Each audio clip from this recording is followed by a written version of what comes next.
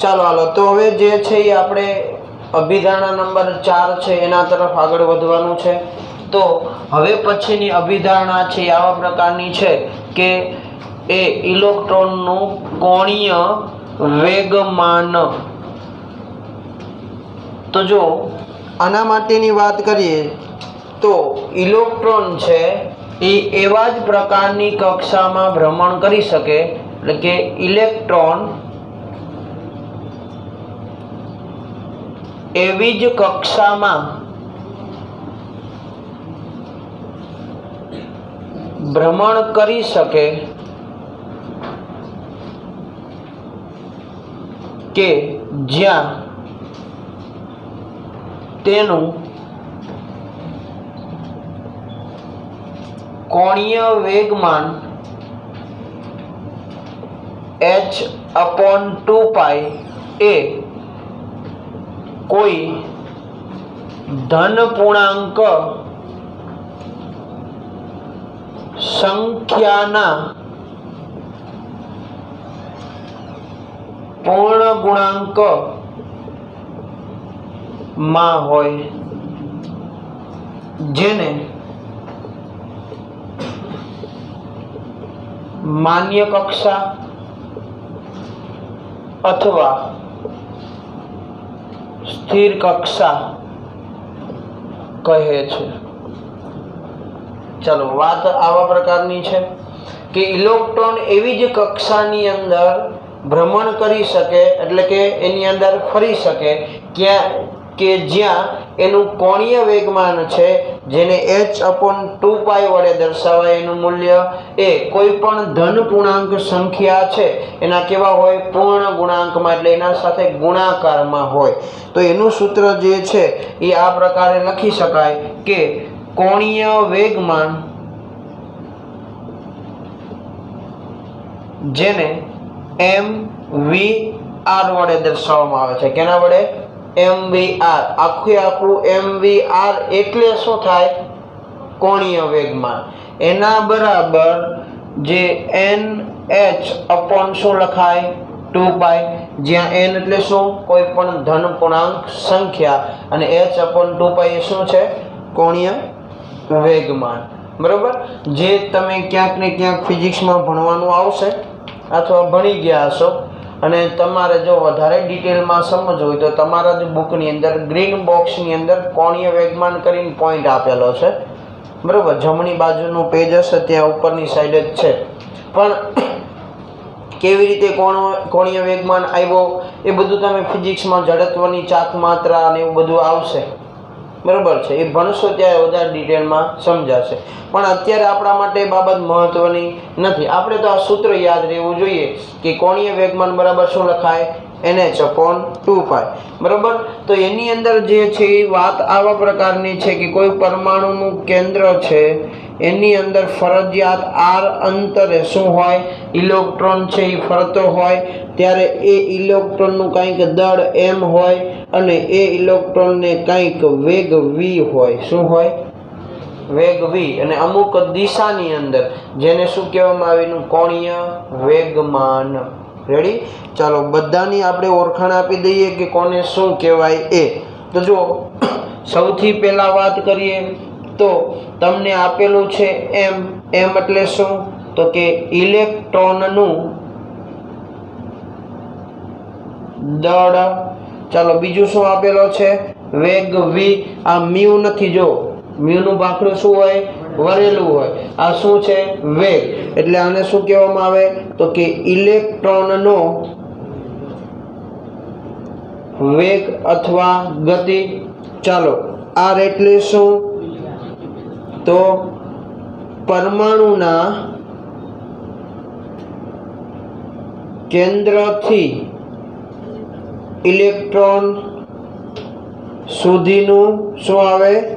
અંતર। આવું તમે ત્રીજા ચેપ્ટરમાં ભણી ગયા હશો। ભણી ગયા ને? કે બાકી છે? આવી ગયું હશે। આયનિકણ એન્થાલ્પી પતી ગઈ, પહેલા જ પરમાણુય ત્રિજ્યા અને આયનીય ત્રિજ્યા ભણ્યા હશો। બરોબર, તો r એટલે ત્રિજ્યા, એટલે કે પરમાણુય ત્રિજ્યા અને આયનીય ત્રિજ્યામાં આપણે એવું જ ભણ્યા છીએ, કેન્દ્રથી બાહ્યતમ કક્ષામાં રહેલા ઇલેક્ટ્રોન સુધીના અંતરને એની પરમાણ્વીય ત્રિજ્યા કહેવાય. બરાબર. ચાલો બીજી વાત છે એની વાત કરીએ n. તો n બરાબર શું છે? ધન પૂર્ણાંક સંખ્યા જેનું મૂલ્ય શું હોય તો કે n બરાબર 1 2 3 4 પણ ક્યારે 1.5 2.5 એવું હોઈ શકે નહીં. એટલા માટે જો શબ્દ વાપર્યો ધન તો ખરી પણ કેવી? પૂર્ણાંક સંખ્યા. પૂર્ણાંક ને અપૂર્ણાંક સંખ્યા આવું ભણી ગયા ને. ઓકે. તો આની અંદર ક્યારે આપણે જે છે એ એવી કોઈ સંખ્યાઓ નહીં લઈ જે અપૂર્ણાંકમાં હોય. તો આ કોઈ પણ ધન પૂર્ણાંક સંખ્યા છે બરોબર છે એને કેના વડે દર્શાવવામાં આવે? n વડે, જેને કક્ષા તરીકે પણ ઓળખવામાં આવે. કેના તરીકે? કક્ષા તરીકે. એટલે ધન પૂર્ણાંક સંખ્યા કહેતો ભલે અને કોઈ કક્ષા કહેતો પણ ભલે. રેડી? ચાલો બાકી તમને ખબર છે h એટલે શું? પ્લાન્ક અચળાંક. h એટલે લખી દઈએ અહીંયા પ્લાન્ક અચળાંક. ચાલો એનું મૂલ્ય પણ ફિક્સ છે 6.626 ગુણ્યા 10⁻34 જૂલ ઇન્ટુ સેકન્ડ. રેડી? તો આટલી બાબતો છે એ પાઈનું મૂલ્ય બધાને ખબર જ હોય કેટલું? 3.14. હવે પ્રશ્ન કેવી રીતે પૂછાય એ આ તો મેં તમને બેઝિક તમારા બુકમાં આપ્યું છે, સમજાયું છે. જી માટે આપણે જ્યારે જરૂર પડશે ત્યારે ડોઝ આપશું. બરાબર. અત્યારે જો તમને કહીશ તો તમને થોડુંક લેવલ હાઈ લાગશે ને સમજાય નહીં તો પછી તમે વાંચતો મારો જ કાઢશો કે સાહેબે સમજાવીમાં સમજણ પડી નહીં. બરાબર. તો એ જ્યારે સમય આવશે ત્યારે એટલે આ ચેપ્ટર પૂરું કરશું આપણે ને જ્યારે નીટની કે જેની શરૂઆત કરશું ત્યારે આવા સૂત્ર જે આની ઉપરથી કન્વર્ટ કરવાના છે એ આપણે ત્યારે જોશું. બરાબર. તો જો પ્રશ્ન આવી રીતે પૂછાય કે ઇલેક્ટ્રોનનું કોણીય વેગમાન છે એ તમારે મેળવો છો તો એવું કે n બરાબર બીજી કક્ષામાં રહેલા ઇલેક્ટ્રોનનું કોણીય વેગમાન મેળવો. તો બીજી કક્ષા એટલે n બરાબર 2. તો તમારે કરવાનું શું? 2 મૂકીને જે આવી બાકીની કિંમત તો તમારી પાસે છે. અથવા ઊંધું આવો પ્રશ્ન પૂછે શું? તો કે ભાઈ કોણીય વેગમાન આટલું છે તો ઇલેક્ટ્રોન કઈ કક્ષામાં હશે? તો તમારે શું કરવાનું? n ને કરતા બનાવી દેવાનો. બરાબર છે. પણ યાદ રાખવાનું જે કિંમત છે એ કેવી આવી જોઈએ?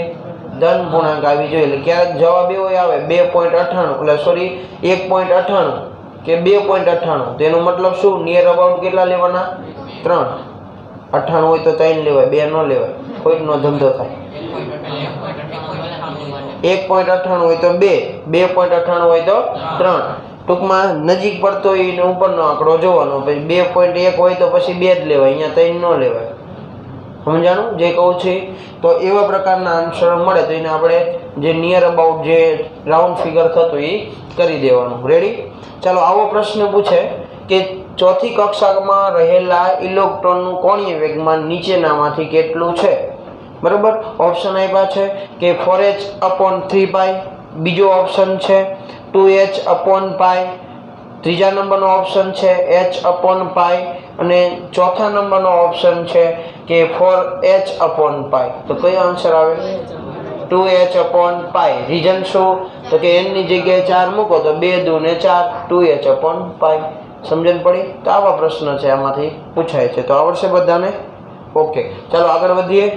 તો અહીંયા જો કે આની સિવાય પણ બોરે ઘણી બધી વાતો કરેલી પણ એ બધી ગૂંચવણ ભરેલી હતી એટલે કે થોડુંક સમજવું અઘરું હતું.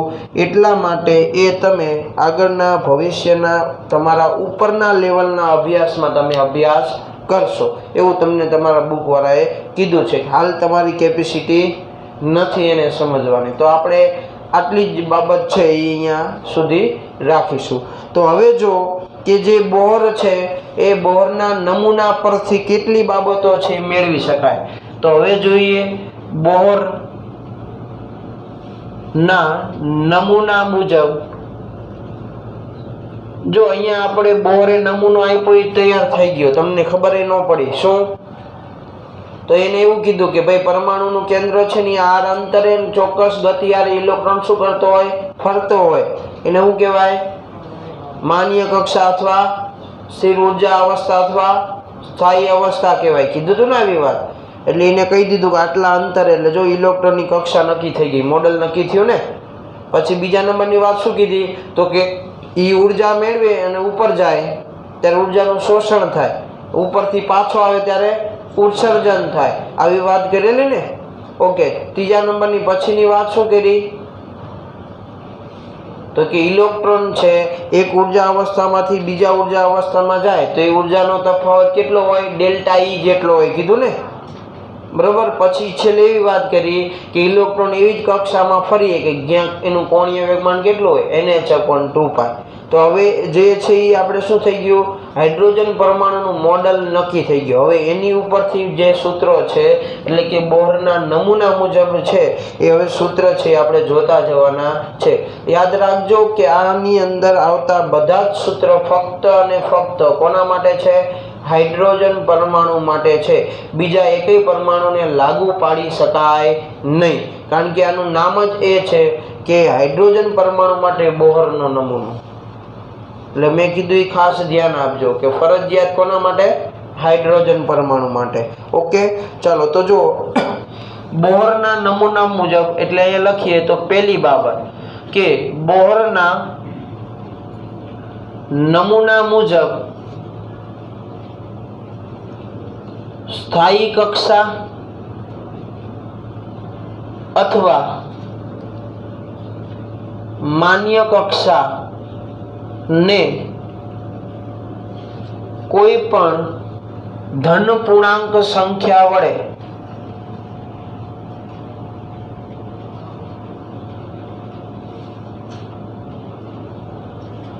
દર્શાવવામાં આવે છે, જેને તેનો મુખ્ય ક્વોન્ટમ આંક જેને સ્મોલ n વડે દર્શાવાય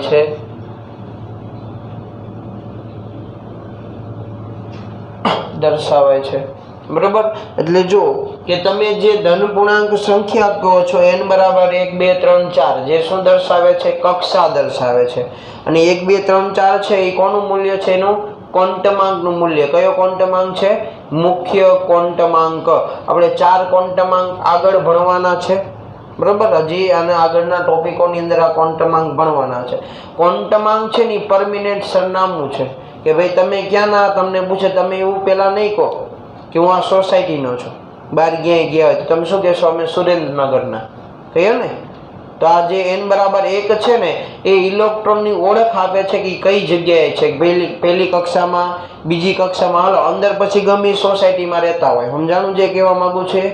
તો આ જે ધન પૂર્ણાંક સંખ્યા છે એને કેના વડે દર્શાવવામાં આવે? મુખ્ય ક્વોન્ટમાંક તરીકે દર્શાવાય છે અથવા મુખ્ય ક્વોન્ટમાંક કહેવામાં આવે છે. સમજણ પડી આટલી વાત કે ના સમજાણું? ઓકે, તો એની અંદર સૌથી પહેલી બાબત છે એ જોઈએ તો સ્થિર અવસ્થાની અથવા સ્થિર કક્ષાની ત્રિજ્યા. તો જો આવા જે અલગ અલગ કક્ષા દર્શાવતા જે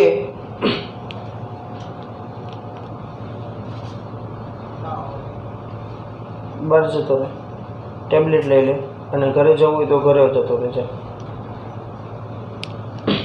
ચાલો તો હવે જો એ વાત કરીએ કે સ્થિર કક્ષાની ત્રિજ્યા. ઓકે, સ્થિર કક્ષાની ત્રિજ્યા એટલે જો આપણે જે નક્કી કર્યું પરમાણુનું કેન્દ્ર અને અહીંયાથી અંતર, તો એની ત્રિજ્યા મેળવવી છે એટલે કે માન્ય કક્ષાની ત્રિજ્યા મેળવવી છે. તો કેવી રીતે મેળવી શકાય એની વાત છે આપણે કરવાની છે. એટલે હવે જોઈએ સ્થિર કક્ષાની ત્રિજ્યા. તો જો કે જે તમે આ સૂત્ર દ્વારા મેળવી શકો કે જેનું મૂલ્ય Rn બરાબર A0 ગુણ્યા શું છે? n², બરાબર. તો આ સૂત્રનો ઉપયોગ કરી અને સ્થિર કક્ષાની ત્રિજ્યા જે છે, માન્ય કક્ષાની ત્રિજ્યા કહો તો ભલે, હાઇડ્રોજન પરમાણુ માટેની ત્રિજ્યા કહો તો પણ ભલે, તમે જે છે એ મેળવી શકો છો. તો હવે જોજો કે હમણાં તો તમને ખબર ન પડે કે અહીંયા કઈ કિંમત કોની મૂકવાની છે. એટલે પહેલા શું આપવું પડે? બધાની ઓળખાણ. ચાલો તો Rn એટલે શું છે? કોઈ પણ કક્ષા માટે ની શું આવશે? ત્રિજ્યા. બરાબર. ચાલો A0 એટલે શું? તો કે જેનું મૂલ્ય 52.9 પાઇકોમીટર છે. કેટલું મૂલ્ય છે? 52.9 પાઇકોમીટર. અને જે શું દર્શાવે છે? તો સ્થિર અવસ્થામાં અથવા સ્થાયી અવસ્થામાં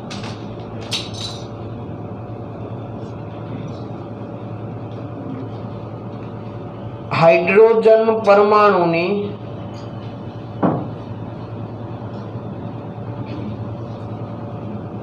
ત્રિજ્યા પણ એ પણ કેવી? તો કે પ્રથમ કક્ષાની ત્રિજ્યા.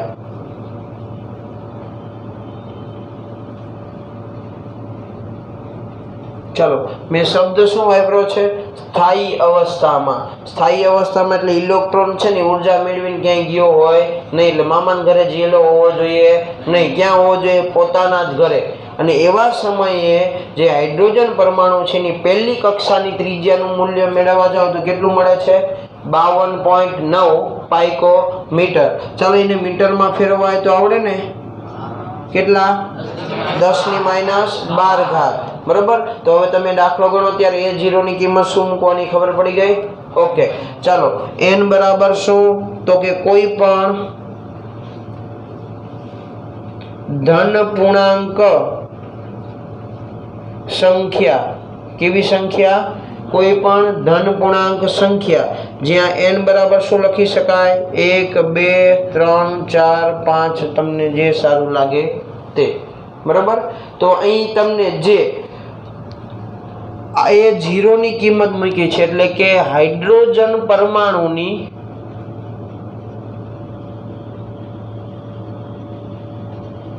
પ્રથમ કક્ષાની ત્રિજ્યાને બોહર ત્રિજ્યા અથવા કક્ષા કહે છે.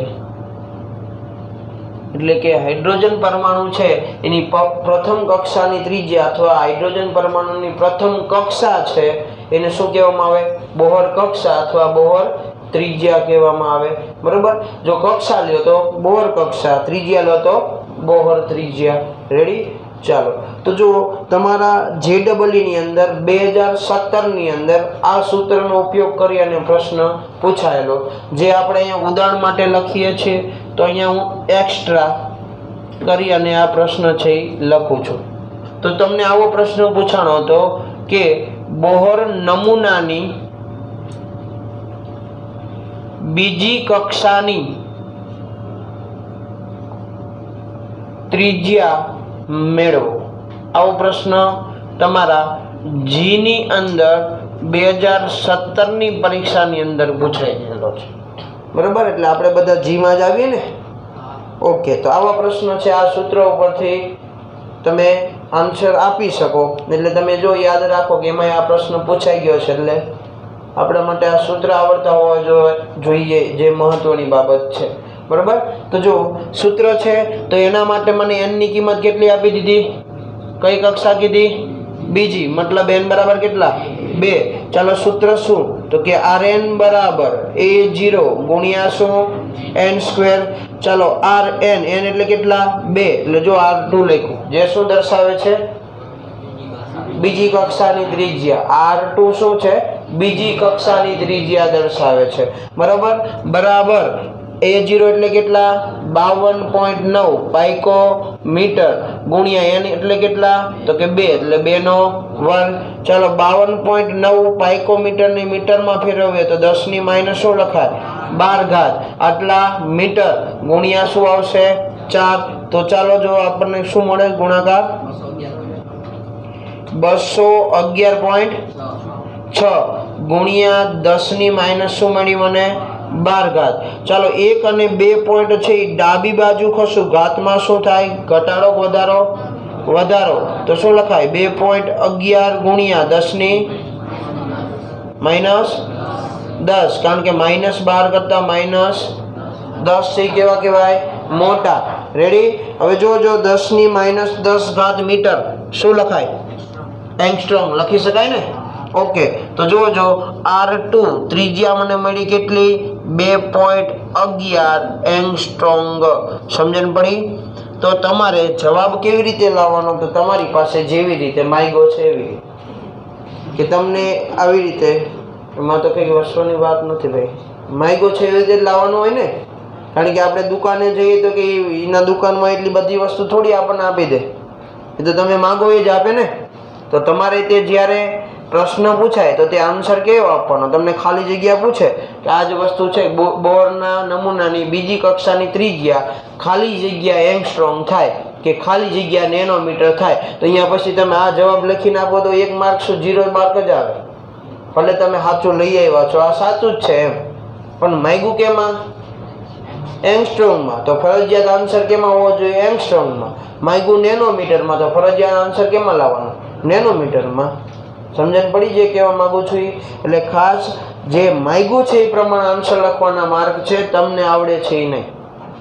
એટલે તમારું પેપર છે પહેલું, તો તમને જે વસ્તુ માગી એટલું જ લખવાનું, વધારાનું લખો તો માર્ક મળવાના નથી। તમને એવું થાય કે 2 સપ્લી વધારે ભરી જાજા માર્ક આવે, ક્યારેક એવું બને સપ્લી ભરી એટલા માર્ક એ ન આવે। સમજણ પડી? એટલે જાજુ લખે એને જાજા માર્ક એવું છે નહીં। એટલે ખાસ માગ્યું છે એટલું લખવાનું, એટલે તમને માર્ક મળી રહે। બરાબર? આટલું લખી લો, પછી આગળ વધીએ। ચાલો હાલો, તો હવે આપણે આગળ બીજા સૂત્ર તરફ વધીએ। તો હવે પછીનો પોઈન્ટ છે કે ઇલેક્ટ્રોન સાથે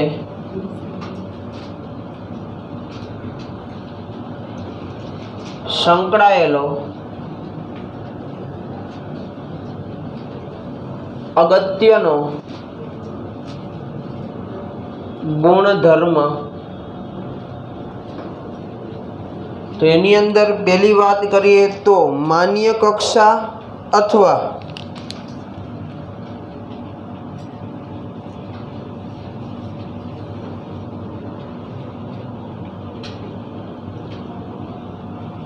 સ્થિર કક્ષામાં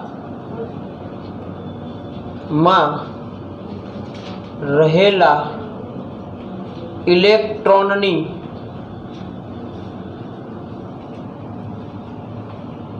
ઊર્જા અથવા કક્ષાની ઊર્જા। બરાબર? તો હવે જો કે આપણે જે જોવાનું છે માન્ય કક્ષા અથવા સ્થિર કક્ષા છે, એમાં રહેલા ઇલેક્ટ્રોનની ઊર્જા અથવા કક્ષાની ઊર્જા, કારણ કે ઇલેક્ટ્રોનની જેટલી ઊર્જા હશે એટલી જ કોની હશે? કક્ષાની ઊર્જા હશે। બરાબર? તો એ કક્ષાની ઊર્જા અથવા ઇલેક્ટ્રોનની ઊર્જા મેળવવું છે, તો એના માટેનું સૂત્ર છે આપણે જોવાનું છે। જો આગળ પણ આપણે ઊર્જાનું સૂત્ર જોઈ ગયા, ભણી ગયા ને, પણ એ કોના માટે હતું? ફોટોનની ઊર્જા માટે હતું। ને ફોટોન મુક્ત થાય ત્યારે કેટલી ઊર્જા ઉત્સર્જિત થાય છે એની વાત હતી। અહીંયા અત્યારે કોની વાત છે? ઇલેક્ટ્રોન છે કક્ષામાં રહેલો છે, તો એ કક્ષાની ઊર્જા કેટલી છે એના માટેની વાત થાય છે। એની કેવી કક્ષામાં હોય? માન્ય કક્ષા અથવા સ્થિર કક્ષાની અંદર હોય। તો જો એની ઊર્જાનું સૂત્ર છે એ આપણને આવા પ્રકારનું મળે કે ઊર્જા En વડે દર્શાવવામાં આવે, જેનું મૂલ્ય -2e⁴ π² m × z², જે તમારી બુકની અંદર ગમે એટલા પન્ના ફેરવશો તો ક્યાંય જોવા મળશે નહીં, એટલે અહીંયા ધ્યાન આપજો। બરાબર? Upon n² × z²। બરાબર? તો જો h²। તો હવે જુઓ કે અંદર જેટલા પદો આવેલા છે, પહેલા એની ઓળખાણ આપી દઈએ, પછી એનો ઉપયોગ કેવી રીતે કરવો છે એની વાત કરીએ। તો જુઓ અહીંયા En એટલે શું? માન્ય કક્ષાની ઊર્જા। ચાલો પછી વાત કરીએ E એટલે શું? તો કે ઇલેક્ટ્રોન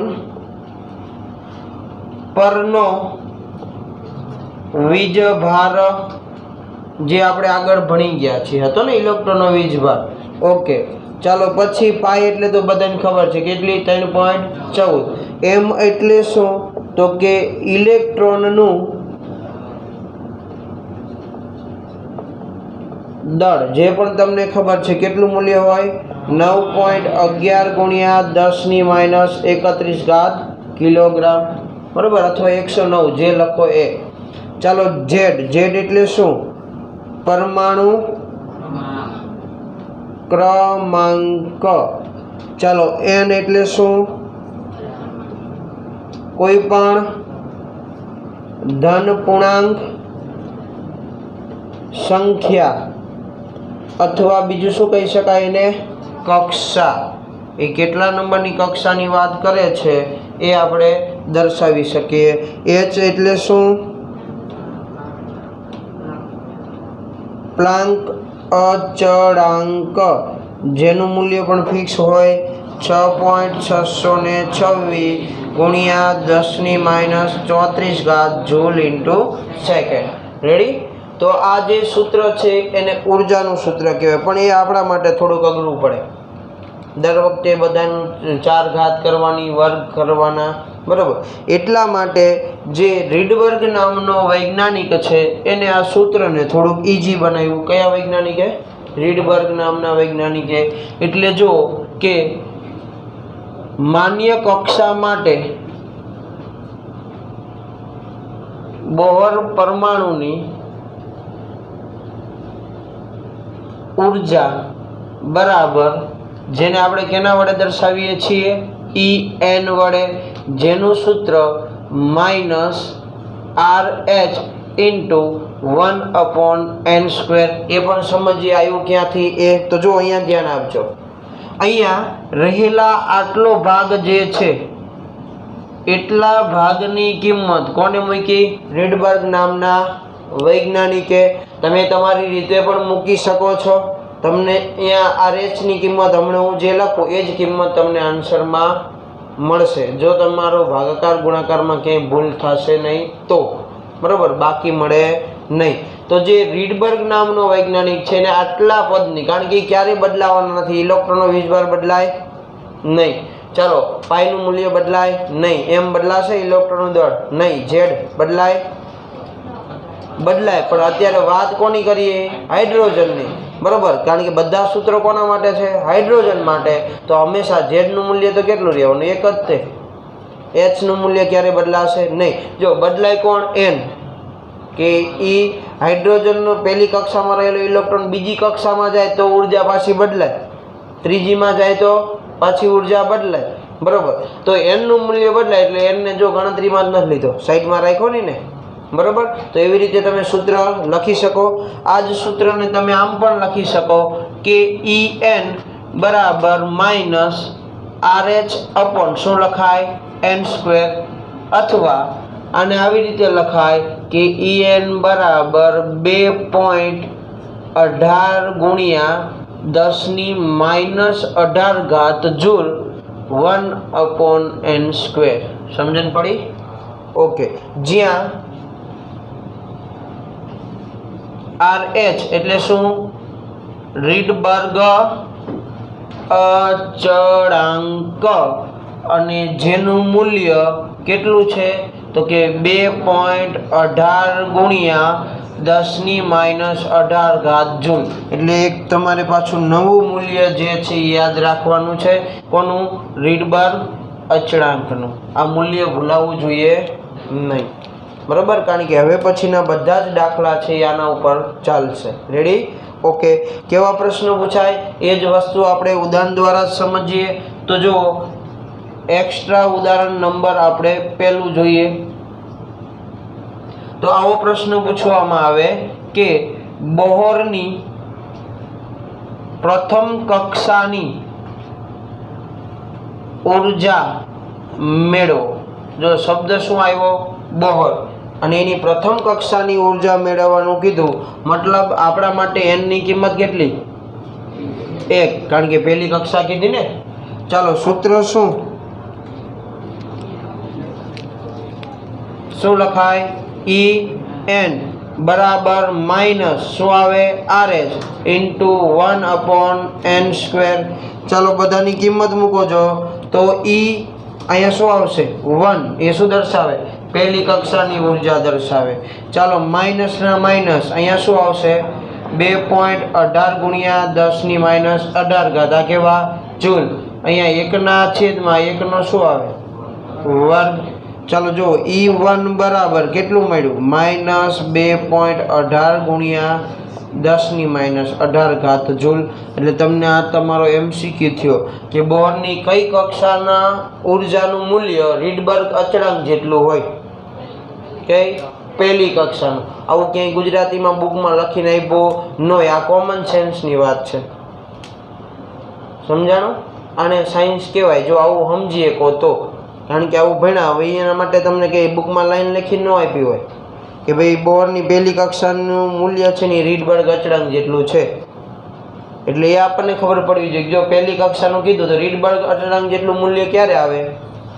ગુણાકારમાં, બીજું કાંઈ વધે નહીં એકડા સિવાય, તો એ પહેલી કક્ષામાં શક્ય બને, બીજામાં બને નહીં। તો બીજા નંબરનો દાખલો જે છે એ આપણે અહીંયા જોઈએ। ચાલો, રકમ છે કંઈક આવી આપેલી છે।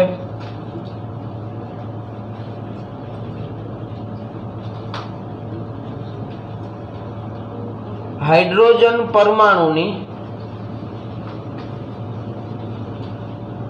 બીજી કક્ષાની ઉર્જા મેળવો। શું રકમ છે? હાઇડ્રોજન પરમાણુ, તો એ મતલબ શું થયો? બોરની જ તે હાઇડ્રોજન પરમાણુ કહેતો ભલે, બોર કહેતો ભલે, માન્ય કક્ષા કહેતો ભલે, સ્થિર કક્ષા કહેતો ભલે, બધી જ વસ્તુનો મિનિંગ એક જ થાય। ચાલો જો, તો આપણા માટે n બરાબર કેટલા થઈ ગયા? 2, એટલે આ બીજી કક્ષા માટે કીધું છે એટલા માટે। ચાલો, સૂત્ર શું? તો કે En બરાબર -RH ઇન્ટુ 1/, શું આવશે? n²। જો સૂત્ર પહેલાં ફરજિયાત લખવાનું, સીધી કિંમત નહીં મૂકવાની, કારણ કે સૂત્રનો માર્ક હોય, એટલે તમે સૂત્ર લખ્યા વગર સીધી કિંમત મૂકશો તો એનો માર્ક કટ થઈ જશે, બરાબર? કારણ કે ખબર પડી જાય સામેવાળાને કઈ કિંમત તમે કોની જગ્યાએ મૂકી છે। ચાલો જો, E1 હતું, હવે અહીંયા શું આવશે? E2, અહીંયા શું આવશે? 2.18 ગુણ્યા 10⁻18, અહીંયા 1/, અહીંયા શું આવશે? 2નો વર્ગ। ચાલો શું લખાય? 2.18 ગુણ્યા 10⁻18, આ જૂલમાં છે ને, અહીંયા શું આવશે? ગુણ્યા 1/4। ચાલો ભાગાકાર કરો જો, ઓકે। E2 બરાબર મને કેટલા મળ્યા? 0.545 ગુણ્યા 10⁻18 જૂલ મળે ને આવું? ચાલો, હવે એક પોઈન્ટ છે, આપણે જમણી બાજુ ખસીએ તો -5.45 ગુણ્યા 10 કેટલી આવે? 19 જૂલ। તો જો આપણને આ એના બીજી કક્ષાની ઉર્જા છે એ મળી। રેડી? ચાલો, હવે જોઈએ એક નોંધ કે જે તમારા મનની અંદર પ્રશ્ન આવવો જોઈએ પણ નથી આવ્યો, તો પછી મારા નસીબ, પણ હું તો કહી દઉં તમને, ઓકે? ચાલો સાહેબ, તમે આટલી બધી ઉર્જા મેળવી પણ માઇનસમાં ઉર્જા કેમ? આવો પ્રશ્ન કોઈને થયો નહીં, બરાબર? એ તો તમે કહો સાહેબ એમ માની લે, એમાં શું માઇનસ તો માઇનસ, બરાબર છે, પણ આ માઇનસ નિશાની મૂકવાનું રીઝન શું અહીંયા એ છે આપણને ખબર હોવી જોઈએ। જે અહીંયા લખું છું એટલે ધ્યાન આપજો અને સમજજો। તો કે મુક્ત અવસ્થામાં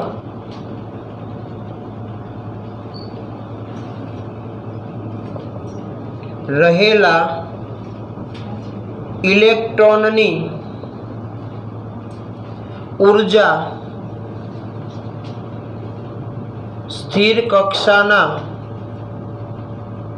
અથવા સ્થિર કક્ષામાં રહેલા ઇલેક્ટ્રોન કરતાં કેવી હોય? તો કે વધુ હોય છે। ચાલો, મુક્ત અવસ્થાની અંદર રહેલો ઇલેક્ટ્રોન એટલે શું? પરમાણુના કેન્દ્રથી કેવો? દૂર, બરાબર? તો જે મુક્ત ઇલેક્ટ્રોન છે એની ઉર્જા કેવી હોય? વધારે। એટલે આપણે જે આપણા ઘરેથી બહાર હોય તો આપણી ઉર્જા કેવી હોય? વધારે હોય, ઘરમાં હોય તો ઓછી, બરાબર? કારણ કે મમ્મી પપ્પાનું ગુરુત્વાકર્ષણ બળ હોય, આકર્ષણ હોય, બરાબર છે, તો અહીંયા બહુ આડોઅવળું થવાય નહીં। પણ જેવા ઘરની બહાર મૂકી, જેમ જેમ 2 ઘર, ત્રીજું ઘર, ચોથું ઘર, એવી બાઇકનો રેસ વધતો જાય, ઘર આવે એમ બાઇકનો રેસ ઘટતો જાય, બરાબર ને? એટલે જેમ મુક્ત અવસ્થામાં એમ ઇલેક્ટ્રોનની ઉર્જા કેવી હોય? વધારે. કોની સાપેક્ષે? તો સ્થિર કક્ષામાં રહેલા ઇલેક્ટ્રોનની સાપેક્ષે. સમજણ પડી? તો જુઓ કે મુક્ત અવસ્થામાં ઇલેક્ટ્રોનની